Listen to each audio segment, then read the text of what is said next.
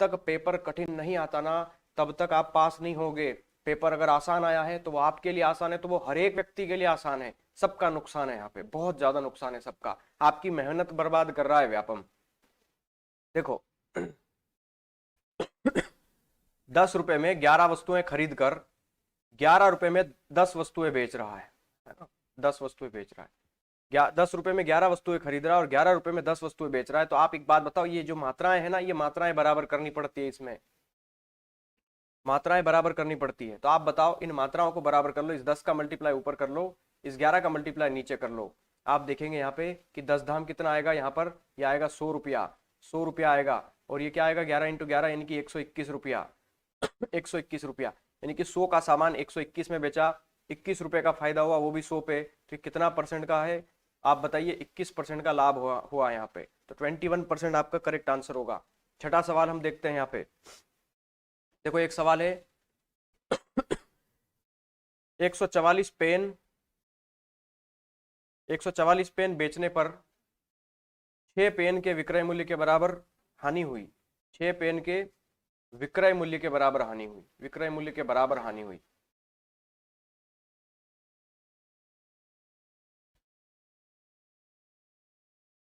तो हानि प्रतिशत बताइए। सच में मैं बहुत खुश नहीं हूं, मैं बहुत दुखी हूं आज कि आपका पेपर इतना आसान आया है, क्योंकि जब पेपर आसान आएगा तो आप सब फेल हो जाओगे, सीधी बात है, और बहुत नुकसान होता है। देखो मेरे 90 नंबर आए हैं सर, मेरे 90 आए हैं, मेरे 90 आए हैं, वाह वेरी गुड बेटा। नॉर्मलाइजेशन में तबाही मचेगी आप लोगों की, रुको। देखो 144 पेन 144 पेन बेचने पर 144 पेन बेचने पर 6 पेन के विक्रय मूल्य के बराबर हानि हुई हो, ठीक है। तो हानि प्रतिशत बताइए यहाँ पे। देखो 144 पेन बेच रहा है और 6 पेन के विक्रय मूल्य के बराबर हानि हो रही है, तो हानि का प्रतिशत बताना है, बस यही सवाल है, ठीक है। आप बताओ जो हानि हो रही है वो 6 पेन के बराबर हो रही है, तो आप ये देखो कि निकलेगा हानि प्रतिशत, सीधी बात है। और हानि किसके बराबर हुई है, मान लो एक पेन 1 रुपए का खरीदा तो 6 पेन 6 रुपए का खरीदा, और 6 पेन के बेचने के बराबर हानि हुई, यानी कि हानि 6 रुपए की ही हुई आपकी। और 6 रुपए की जो हानि हुई है आपकी, वो 144 पेन बेचे तो 6 की हानि हुई, यानी कि खरीदे आपने 150 पेन होंगे, सीधी बात है। खरीदे आपने 150 होंगे और 150 पेन में से 144 बेच दिए होंगे, तो सीधी बात है कि 6 की हानि 150 पे हो गई आपको, तो 100 पे कितनी होगी, है ना। तो आप देखो 0 से 0 कट गया, 5 × 15, 5 × 2 = 10, और 3 से ये 6 कटेगा 2 बार, यानी कि 4% हानि, 4% आपकी हानि हो जाएगी इस सवाल के अंदर। एकदम घटिया सवाल। 7वें नंबर का सवाल देखिए जरा। 7वें नंबर का सवाल देखिए। प्रथम पांच सम संख्याओं का एवरेज क्या होगा। मैं आज रात को 8 बजे वापस लाइव आ रहा हूं, ध्यान रखना, रात को 8 बजे वापस लाइव आ रहा हूं मैं, आप सबसे चर्चा करूंगा एग्जाम को लेकर के, है ना। रात को 8 बजे पवन सर एक इवेंट बना दीजिएगा मेरा रात को 8 बजे का। प्रथम 5 सम संख्याओं का, ठीक है, प्रथम 5 सम संख्याओं का औसत बताइए। लो भैया करो जरा। मुझे ऐसा लगता है कि मेरे को एक भी सवाल बताने की जरूरत ही नहीं है, सॉल्व करके आप सबसे बन जाना चाहिए। पहली 5 सम संख्याओं का एवरेज बताओ। देखो भाई, सबसे पहली प्रथम 5 सम संख्याओं में 0 भी एक सम संख्या होती है, ध्यान रखना, यहाँ प्राकृतिक संख्या नहीं बोला है। तो प्रथम 5 सम संख्याओं में 0 भी होगी, 2 भी होगी, 4 भी होगा, 6 भी होगा और 8 भी होगा। तो इन संख्याओं का एवरेज हमेशा 4 होगा। 4 हमारे सवाल का आंसर होगा। क्यों? क्योंकि अगर यहाँ प्रथम 5 प्राकृतिक सम संख्याएं बोलता तो मैं कह देता कि आपका 6 आंसर होता, लेकिन यहाँ प्रथम 5 सम संख्याएं बोली है, तो 0 एक सम संख्या होती है, तो गणना 0 से करेंगे। आप सबका आंसर गलत है। 6 क्यों दे रहे हो भाई, थोड़ा बुद्धि लगाओ। क्या 0 सम संख्या नहीं है क्या? सबका 6 गलत है। थोड़ा सोच समझ के एक दूसरे को देख के कर रहे हो हैं। ये 7वां हो गया ना। चलो 8वां सवाल देखो। अब एक ट्रेन की चाल दे रखी है, तो ध्यान से समझना। स्पीड दे रखी है हमें ट्रेन की। स्पीड कितनी है भाई? 90 किलोमीटर पर आवर है। 90 किलोमीटर प्रति घंटे आपकी ट्रेन की चाल दे रखी है। ट्रेन की लंबाई कितनी दे रखी है? लंबाई आपकी दे रखी है 480 मीटर। 480 मीटर आपकी लंबाई दे रखी है। और हमें ये ट्रेन की लंबाई है ना, ट्रेन की लंबाई है। अब हमें प्लेटफॉर्म भी दे रखा है। प्लेटफॉर्म की लंबाई भी हमें गिवन है। कितनी है प्लेटफॉर्म की लंबाई? 320 मीटर है, ठीक है। तो वो ट्रेन जो है वो उस प्लेटफॉर्म को कितनी देर में पार करेगी? हमें समय पूछा है, टाइम पूछा है, समय पूछा है। तो आप बताइए चाल बराबर क्या होता है? दूरी बटा समय। चाल बराबर क्या होता है? दूरी बटा समय होता है, ठीक है। तो चाल आपकी कितनी है, 90 किलोमीटर प्रति घंटा है, और 90 को मीटर प्रति सेकंड में बदलो, इसलिए 5/18 का मल्टीप्लाई कर दो। दूरी कितनी होती है, जो रेलगाड़ी की लंबाई और प्लेटफॉर्म की लंबाई होती है वही दूरी होती है, यानी कि 0, 8, 2, 10 की 0, 4, 3, 7 और 1, 8, 800 मीटर। और डिवाइड बाय टाइम, टाइम हमने क्या मान लिया, टी मान लिया। देखो 18 पंजे 90 आ गया, 5 पंजे 25, 25 से ये 2 जीरो यानी कि 100 होता है वो, तो 4 बार कटेगा, तो टाइम आपका क्या आ गया, 8 चौके 32 सेकंड। 32 सेकंड आपके सवाल का आंसर है। ये व्यापम ने पूछा है, बहुत बढ़िया, व्यापम के लिए तालियां, बहुत बहुत तालियां। व्यापम के लिए लाइक कर दो भैया, व्यापम को पसंद नहीं करते क्या आप, लाइक करो फटाफट, व्यापम को आप लाइक करते हो, फटाफट लाइक करो व्यापम के लिए, for Vyapam, like for Vyapam, है ना, एक ट्रेंड चलाओ आज भाई, है ना, वाह व्यापम, है ना, वाह व्यापम, ये हैशटैग ट्रेंड कराओ आज, तो इनको शर्म आनी चाहिए व्यापम वालों को, वाह व्यापम, है ना, वाह व्यापम, वाह व्यापम, वाह व्यापम, वाह, है ना, वाह व्यापम वाह, ये हैशटैग ट्रेंड कराओ आज, है ना, वाह व्यापम वाह। बताओ, देखो एक यहाँ पे क्लियर सवाल नहीं भेजा है किसी स्टूडेंट ने, ये बोला है कि सर एक शंकु की ऊंचाई संबंधी कोई एक सवाल था, शंकु की ऊंचाई कुछ दे रखी थी, उसकी त्रिज्या दे रखी थी और स्लांट हाइट पूछी थी, यानी कि वही ट्रिपलेट लग जाएगा वहां पे, है ना, ट्रिपलेट लग जाएगा, आप कर लेना इसको, है ना, मैं 10वां सवाल करवाता हूँ। इधर से एक सवाल सिंप्लीफिकेशन का आया है, 24 divide by 12 divide by 4 into 3, इसको सिंप्लीफाई कीजिए, करिए सरल जरा इसको। देखो सीधी बात है, जब 2-2 बार भाग दिया हो तो आप आप लेफ्ट टू राइट सॉल्व करते हो। सबसे पहले 24 में 12 का भाग दोगे, 24 में 12 का भाग, या फिर आप एक काम करो, इसको दो तरीके से बताता हूँ। 24 में आप 12 का भाग दोगे तो 2 आएगा, 2 में आप 4 का भाग दोगे तो 1/, देखो नहीं समझ में आएगा, आप ऐसे समझो, 24 है ना, ये भागित है ना, इसको इंटू कर लो, ये जो 12 है ना इसको 1/12 में लिख लो, भाग को गुणा किया तो 1/12, फिर यहाँ देखो इस भाग को भी गुणा किया तो ये जो 4 है वो बटे में आ जाएगा, 1/4, इंटू कितना है 3 है, तो देखो 12 से 24 कटेगा 2 बार और 2 से 4 कटेगा 2 बार, यानी कि आपका आंसर जो बनेगा यहाँ पे 3/2 बनना चाहिए, तो 3/2 हमारे सवाल का आंसर बनेगा यहाँ पे। ठीक है, समझ पा रहे हैं आप लोग, कौन सा हुआ 10वां। 11वां सवाल देखिए, करिए जरा 11वां सवाल। 11वां सवाल देता हूं, एक सवाल थोड़ा अच्छा है कि 1 से 40 तक कितने प्रतिशत संख्याएं ऐसी है, कितने प्रतिशत संख्याएं ऐसी है, कितने प्रतिशत संख्याएं ऐसी है, ऐसी है जिनका जिनका इकाई अंक 1 अथवा 9 है, 1 अथवा 9 है, 1 अथवा 9 है, 1 अथवा 9 है। बताइए 1 से 40 तक में ऐसी कितनी संख्या है जिनमें इकाई का अंक 1 और 9 हो। तो आप, बहुत सिंपल सवाल है, आप दिमाग लगाओ, 1 से लगा के 40 तक में, 1 से लगा के यानी कि 1 भी लेना है, 1 और 40 के बीच में नहीं बोला है, ध्यान रखना, तो 1 भी लेंगे। उसके अलावा इकाई का अंक 1 कहाँ आएगा, 11 में आएगा, इसके अलावा इकाई का अंक 21 में आएगा, फिर 31 में आएगा, फिर 41 में आएगा, लेकिन 41 तक नहीं जाना है, सिर्फ 40 तक जाना है, तो आप 40 तक ले लो, यानी कि 31 लेंगे हम, है ना। तो ये वो संख्याएं हैं जिनमें इकाई का अंक कितना है, इकाई का अंक 1 आता है, इकाई 1 हो, है ना। अब ध्यान से समझना, अब इकाई का अंक 9 कहाँ कहाँ आएगा, तो एक तो 9 में, एक 19 के अंदर आएगा, एक 29 के अंदर आएगा और एक 39 के अंदर आएगा। ये 4 संख्याएं ऐसी है जिनका इकाई अंक कौन सा है, 9 है। तो आप एक बात बताओ, 4 संख्या यहां पर बनी, 4 संख्या यहां पर बनी, टोटल आपकी कितनी संख्या है, 8 हो गई। तो 8 संख्याएं ऐसी है टोटल 40 में से जिनका इकाई का अंक कितना है, 40 में से 8 संख्याएं ऐसी है जिनका इकाई का अंक 1 या 9 है। तो आप इसको सॉल्व कर लीजिए, 8 पंजे 40 और 5 से 100 कटेगा 20 बार, यानी कि 20% संख्या है, प्रतिशत में वैल्यू पूछी है आपसे, तो 20% आपके सवाल का आंसर आएगा। ठीक है, 12वां सवाल। 12वां सवाल जरा देख लेता हूं और कौन सा है। एक सवाल जो है अलजेब्रा का है, बेसिक सा सवाल है, एकदम रद्दी।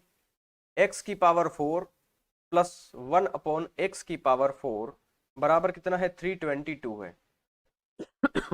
तो x माइनस 1 अपॉन एक्स की वैल्यू बताना है, x माइनस 1 अपॉन एक्स की वैल्यू हमें बताना है। देखिए आप बताइए जरा इस सवाल का आंसर क्या होगा। x की पावर 4 प्लस 1 अपॉन एक्स की पावर 4 की वैल्यू 322 है, तो x माइनस 1 अपॉन एक्स की वैल्यू कितनी होगी। आप गौर से देखिएगा इस सवाल को, यहां पर क्या होता है ना, देखो हमें घात 4 से x की घात 1 पर जाना है, यानी कि रिवर्स जाना है, हमें आगे नहीं बढ़ना है, रिवर्स जाना है। तो ये रिवर्स पैटर्न है जो मैंने आपको पढ़ाया है। तो आप एक बात बताओ पहले तो आप ये देखिए कि ये जो नंबर है ये किसी के स्क्वायर के पास है क्या? तो आप बोलोगे हाँ ये 324 जो कि 18 का स्क्वायर के पास है। तो इसको 324 बनाने के लिए मुझे 2 जोड़ना पड़ेगा, सीधी बात है। तो मैंने क्या किया कि 2 जोड़ने पर दोनों पक्षों में 2 जोड़ दिया। तो आप बताओ x की पावर 4 प्लस 1 अपॉन एक्स की पावर 4 प्लस 2 इधर जोड़ दिया, तो 322 में भी 2 जोड़ दिया, ये कितना बन गया? 324 बन गया। ठीक है, अब आप गौर से देखो तो ये जो वैल्यू है आपकी, ये है आपका x square plus 1 upon x square का होल स्क्वायर है, बराबर कितना है? 324 है। तो यहां से स्क्वायर हटाओगे तो इधर स्क्वायर रूट लगेगा, यानी कि यहां से वर्ग हटेगा तो यहां वर्गमूल चढ़ेगा, और ये किसकी वैल्यू है? हमारी 18 की। अब ध्यान से समझना, वापस 2 से हमें 1 पे जाना है, यानी कि फिर से रिवर्स पैटर्न लगाएंगे।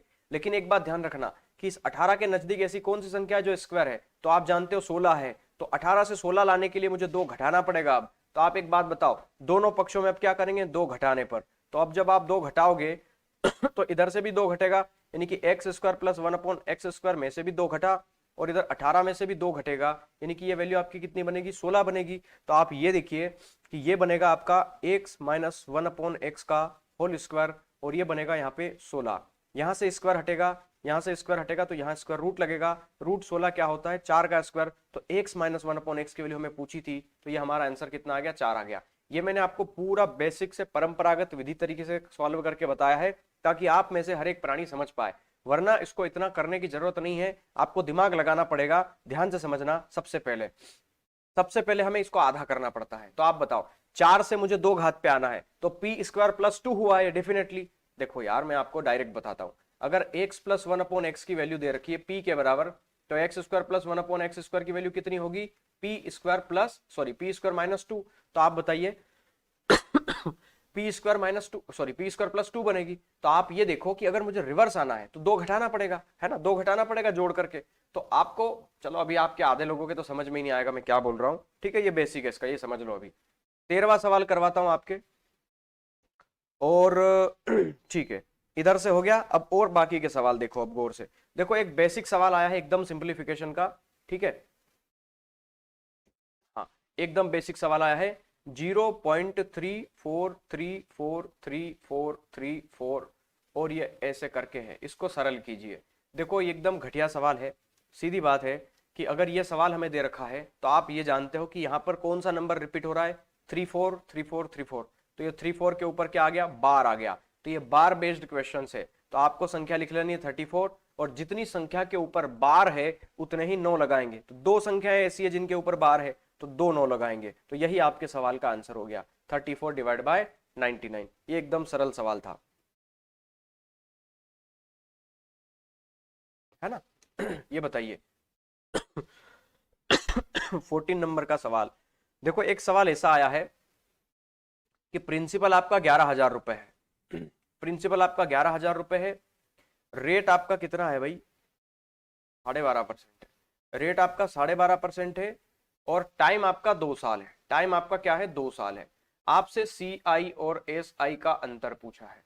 देखो इसको करने के 6 तरीके बताए हैं मैंने आपको, पता है आपको? कंपाउंड इंटरेस्ट और सिंपल इंटरेस्ट का तो बेसिक तरीका ही बताया, पर कंपाउंड इंटरेस्ट को सॉल्व करने के मैंने 6 तरीके बताए हैं। आज से 3-4 साल पहले आपने देखी होगी अगर SD यादव RS अग्रवाल की, तो उसमें हमने 6 तरीके बताए हैं। जो आपको ठीक लगे उससे करो, लेकिन दिमाग लगाना है कि यहाँ पर कौन सा तरीका ज्यादा बेटर रहेगा।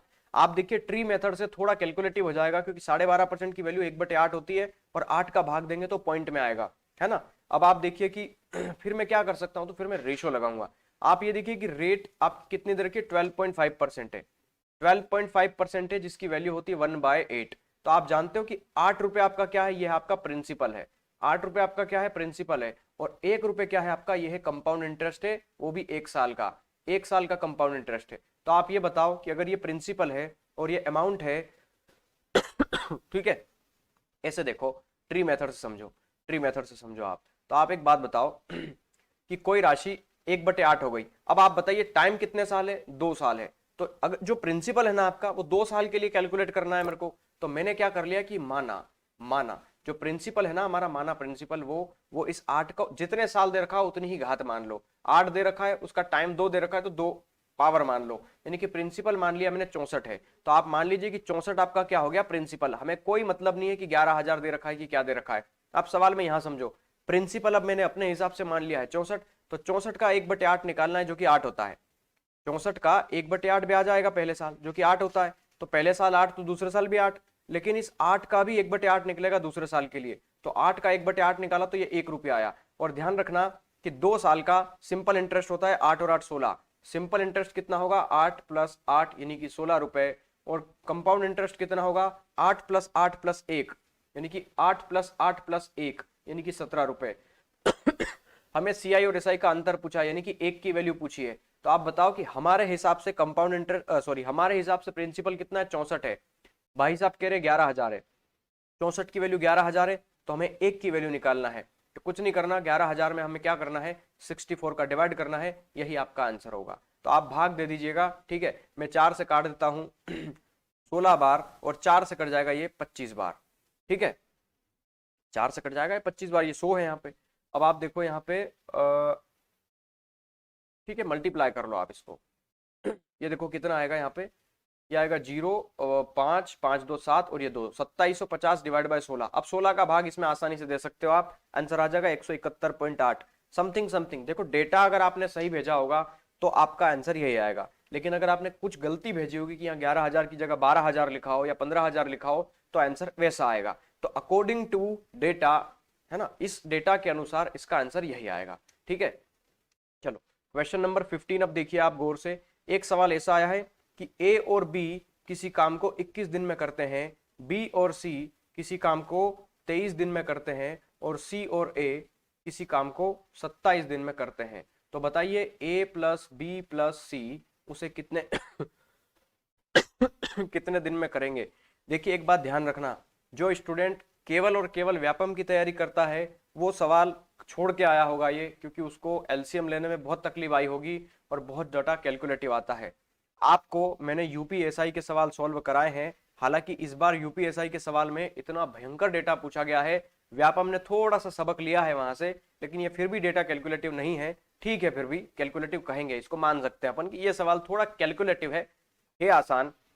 तो आप बताइए इस सवाल को करने का एक तो तरीका है कि एलसीएम मेथड, कि इनसे एलसीएम लो फिर पर डे का वर्क निकालो और टोटल वर्क में डिवाइड कर दो एबीसी का, एक तो ये तरीका है। दूसरा तरीका ये है कि थोड़ा सा अगर आपने समझा है सवाल को तो इसका एक शॉर्टकट होता है ए प्लस बी प्लस सी के लिए, और वो होता है ए प्लस बी प्लस सी का हमें अगर डायरेक्ट वर्क निकालना है, जब ए बी का दिया हो बीसी का दिया हो सी ए का, तो वो होता है twice of a b c बटे में a b plus b c plus c है ना, a b plus b c plus c है। तो आप बताइए ट्वाइस ऑफ ए का काम कितना आया 21, बी का काम कितना आया 23, सी का काम कितना आया 27, और डिवाइड बाय कितना करेंगे ए बी का गुणा, यानी कि 21 × 23, कैलकुलेटिव तो कैसे भी करोगे पड़ेगा ही पड़ेगा वो तो, ठीक है, 23 × 27 और 27 × 21। तो आपका जहां जितनी देर में आप एलसीएम लोगे ना इतनी देर में आप मल्टीप्लाई करके डिवाइड कर दोगे इसको, तो ये इसका बेस्ट तरीका है। एलसीएम लेना आपको थोड़ा महंगा पड़ जाएगा उस सवाल के अंदर, है ना, तो आप इसको जोड़ो फटाफट। आप 21 या 63 की 3 6 बचा, 21 दूना 42, 42 और 6 48, तो 483 आ गया यहाँ पे। देखो डेटा आपको है ना टेबल याद करनी पड़ेगी, मेरे को 23 की याद नहीं है, मैं रुक रहा हूं यहीं पे आप 23 की टेबल बोल देना, या 27 27 50 30 तक तो टेबल याद होनी चाहिए आपको, है ना।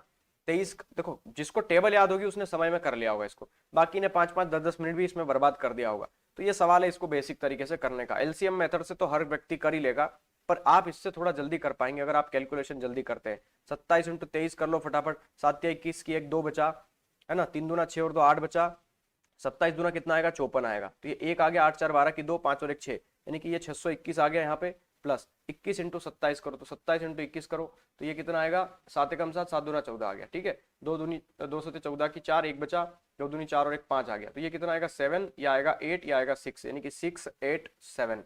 तो आप देख लो जरा, आप देख लो जरा, इन सबको जोड़ लो, इन सबको जोड़ लो, तो ये कितना आएगा 7 और 1 8, 8 और 3 11 की 1, तो ये 11 की कितना आ गया 1 आ गया 8 2 10 10 और 8 18 और 1 19 की 9 आ गया, ठीक है, 1 बचा,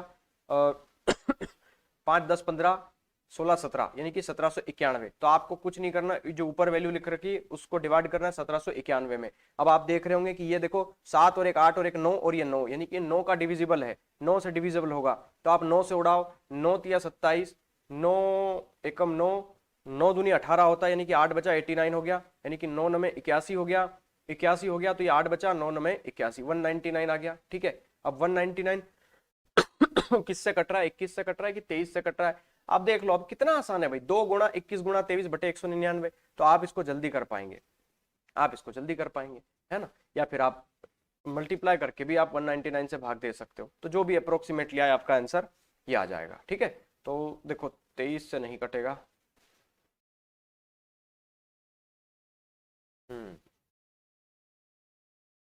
किससे कट रहा है भाई ये, 567 आ गया, ओके जो भी आए, ठीक है। 21 दूना 42, 42 इंटू 23 डिवाइड बाय 199, ठीक है, आप ये डिवाइड कर लेना, ये आपका आंसर बन जाएगा इससे। ठीक है ये बताइए 16, ठीक है, 16 आपका सवाल क्या होगा। एक सवाल आया है भाई, ध्यान से समझना कि 15 वस्तुओं का क्रय मूल्य, सवाल आसान है, बस डेटा कैलकुलेटिव है। ठीक है, गुणा गलत कर दिया मैंने, हाँ ठीक है यार भाई, ठीक है चलो इसमें आप वैल्यू रख देना, ये है ना, क्या है 21 इंटू 23 इंटू 27, ठीक है, मैं इतना छोड़ देता हूँ, ठीक है आप कर लेना ये। ठीक है, मैंने गुणा कई गलती कर दी है, शायद आप लोग बोल रहे हो, ठीक है देख लेना, फिर गुणा उणा गलत करा होगा तो फिर आंसर अलग आएगा। ठीक है, आप ये देख लेना एक बार, है ना, ये आप सॉल्व कर लो, यही आपका आंसर होगा। यहाँ देखो 15 वस्तुओं का जो क्रय मूल्य है वो क्रय मूल्य 20 वस्तुओं के विक्रय मूल्य के बराबर है, 20 वस्तु के विक्रय मूल्य के बराबर है, 20 वस्तु के विक्रय मूल्य के बराबर है। तो लाभ या हानि बताइए, तो लाभ या हानि प्रतिशत बताइए, लाभ या हानि प्रतिशत देखो 15 वस्तुओं का जो कॉस्ट प्राइस है वो बराबर है 20 वस्तुओं के सेलिंग प्राइस यानी कि विक्रय मूल्य के, तो सीपी के बटे में क्या आ गया, एसपी आ गया, बराबर कितना है 20 बटे में 15 है। अब 5 से कट कर दो, 5 या 15, 5 चौके 20, यानी कि 4 में खरीदा 3 में बेचा, भाई एक का नुकसान, एक का नुकसान जब 4 में खरीदा 100 पे कितना, तो आप देखेंगे 25% हानि हो गई इस सवाल के अंदर, 25% की क्या हो गई आपके, हानि हो गई। एकदम सिंपल सवाल है ये भी, है ना, 25% हानि हो गई। 17वां नंबर का सवाल देखिए, 17वां नंबर का सवाल है कि ठीक है कोई गर्ल किसी काम को 40 दिन में करती है, गर्ल किसी काम को 40 दिन में करती है, 40 डेज लेती है। ठीक है, और गर्ल और बॉय जो है, गर्ल्स और बॉयज जो है वो किसी काम को कितने 20 दिन में करते हैं, 20 दिन में करते हैं, 20 दिन में करते हैं। तो ये बोल रहा है कि लड़की अकेले 12 दिन तक काम किया। अब ये लड़की ने कि लड़के ने पता नहीं क्या है, क्लियर नहीं भेजा है हमें स्टूडेंट्स ने। ठीक है, आप किसी से भी करा लो, मान लो, चलो टोटल वर्क कितना होगा, 40 और 20 का टोटल एलसीएम आ गया 40 आ गया। ठीक है, तो 40 से कम 40 आ गया, 20 दूना 40 आ गया, यानी कि अगर लड़की एक काम कर रही है तो लड़के और लड़की दोनों मिलकर 2 काम कर रहे हैं। तो यहाँ पे बॉयज भी कितना काम कर रहा है, एक काम रोज कर रहा है, गर्ल्स भी एक काम रोज कर रही है। ठीक है, अब आप देखिए कि अब आप देखिए लड़की ने अकेले 12 दिन तक काम किया, भाई मान लीजिए यहाँ लड़की ने काम शुरू किया, है ना, तो लड़की ने 12 दिन तक काम किया, तो 12 दिन तक काम किया और वो हर रोज एक काम करती है, तो 12 काम कर दिया उसने। अब 40 में से 12 काम उसने कर दिया अगर, तो बचा कितना, 10 माइनस 2 8 बचा, 4 माइनस 2 2 बचा, 28 काम। तो ये जो शेष काम है वो लड़के ने किया, और लड़का एक दिन में एक काम करता है, तो 28 काम करने में क्या उसने 28 दिन ले लिए होंगे। तो बॉयज का जो आंसर आएगा आपका वो 28 डेज आएगा, बॉयज का आंसर आएगा 28 डेज, एकदम सिंपल। ठीक है, 17 के बाद 18वां क्वेश्चन। ठीक है, एक सवाल है, फिर से एक एलजेब्रा का सवाल है। ठीक है, ये सवाल है एक्स स्क्वायर माइनस का 4x प्लस 1 है, x square minus 4x plus 1 है, बराबर में कुछ जीरो गिवन है। ठीक है, बराबर में जीरो गिवन है। अब इसमें बहुत सारे सवाल गलत भी होंगे जो स्टूडेंट ने ऐसे ही भेज दिए होंगे, पर अब हम तो पेपर देने गए नहीं है, पर ठीक है जैसा भी आ रहा है मैं आपको बता रहा हूँ। ठीक है, कि उनका सोल्यूशन क्या हो सकता है जो स्टूडेंट ने भेजे हैं, तो ये वैल्यू हमें बतानी है। देखो ये सिंपल सवाल है, सबसे पहले तो आपको पता है कि ये जो इक्वेशन दे रखी होती है उसको हमें x प्लस 1/x के फॉर्मेट में लाना पड़ता है, और उसको लाने के लिए यहाँ x की घात को हमें मिनिमम 1 बनाना पड़ता है, और 1 पावर बनाने के लिए हम सबसे पहले क्या करते हैं, x से भाग देते हैं। ये तो ढेरों सवाल करवाए हैं मैंने, x से भाग देते हैं, है ना, x से भाग देते हैं, तो x का भाग देने पर ये बनेगा x minus 4 plus 1 upon x, और 0 में x का भाग दिया तो 0। अब आप 4 को उधर फेंक दो, तो x प्लस 1 अपॉन एक्स की वैल्यू कितनी आ गई भैया, 4 आ गई। ये इक्वेशन फर्स्ट है आपकी। अब आप देखो घात 6 पे जाना है, यानी कि एक घात है, हमें 6 घात पे जाना है, तो पहले आप चाहे तो क्यूब करके स्क्वायर कर दो, या फिर स्क्वायर करके क्यूब कर सकते हो। जैसा समझ में आए आप कर सकते हो। तो आप देखो, पहले क्यूब कर लेता हूं मैं। तो आप जानते हो कि x plus one upon x की वैल्यू p है, तो x का cube plus one upon x का क्यूब कितना होता है? तो वो होता है p क्यूब माइनस 3p। ये रिजल्ट याद होने चाहिए आपको, है ना, अलजेब्रा के बेसिक बेसिक रिजल्ट है ये। तो आप बताइए कि अगर x का cube plus one upon x का क्यूब मुझे चाहिए, तो वो बनेगा 4 का क्यूब माइनस 4 × 3, है ना। तो 4 का क्यूब होता है 64, 64 माइनस 12 कितना हो गया? ये 4 माइनस 2 2 बचा, 6 माइनस 1 5 बचा, ये 52 आ गया। अब हमें क्या करना है? 6 घात लाना है, यानी कि 3 से 6। 3 से 6 घात लाने के लिए अब हम क्या करेंगे? वर्ग करेंगे, वर्ग करेंगे। तो आप एक बात ध्यान रखना, जब भी x plus one by x की वैल्यू p दे रखी हो और हमें x square plus one upon x square चाहिए, तो वो क्या होता है? वो होता है पी स्क्वायर माइनस टू, है ना, पी स्क्वायर माइनस टू होता है। तो वर्ग कर दो, तो x की power 3 plus one upon x की पावर 3 का हम क्या कर रहे हैं? होल स्क्वायर कर रहे हैं। तो होल स्क्वायर करने पर इधर क्या होगा? इधर होगा 52 का स्क्वायर और माइनस टू हो जाएगा, क्योंकि वो जब वर्ग करेंगे तो एक 2 बचेगा वहां पे, और 2 जो बचेगा उसका आप इधर भेजोगे तो ये 2 घट जाएगा इधर से। तो 52 का स्क्वायर कितना होता है भाई? 52 इंटू 52, यानी कि 52 दूना 104 इंटू 104, ना ना ना ना, 5 दूना 10 की शून्य, एक बचा, 5 पंजे 25 और 1 6 26 आ गया, ठीक है। तो ये 4 आ गया, जीरो आ गया, 2704 आ गया, यानी कि आ गया 2704 माइनस 2, यानी कि 2702। तो 2702 आपके सवाल का आंसर बनेगा। एकदम सिंपल सवाल है ये, ठीक है। 19वां नंबर का सवाल, 19वां। आप ये देखिए कि एक सवाल आया है कि 1000 रुपए का 50% है, 1000 रुपए का 50% का 80% ज्ञात कीजिए, 80%, है ना। 1000 रुपए का 50% का 80% बताइए क्या होगा। तो आप बताओ, 1000 का 50% का 80% क्या होगा? तो 1000 का 50% 500 होता है, और 500 का 80% कितना होता है? 40। सीधी बात है, 500 का 80% कितना हो जाएगा? चार सॉरी, 500 का 80% कितना हो जाएगा? 5 अठे 40, है ना, 400 होगा। देखो बता देता हूँ, 1000 है, उसका 50% निकालना है, और जो बचे उसका 80% निकालना है, ठीक है। तो आप देखो, ये 2 जीरो से 2 जीरो कट गए, सॉरी, हाँ। देखो, तो देखो 8 पंजे 40, 40 इंटू 10 यानी कि 400, 400 बनेगा आपके सवाल का आंसर, ठीक है। आगे बात करते हैं, 20वें नंबर का सवाल कुछ आया है। देखो, किसी वर्ग का विकर्ण दे रखा है, किसी वर्ग का विकर्ण किसी वर्ग का विकर्ण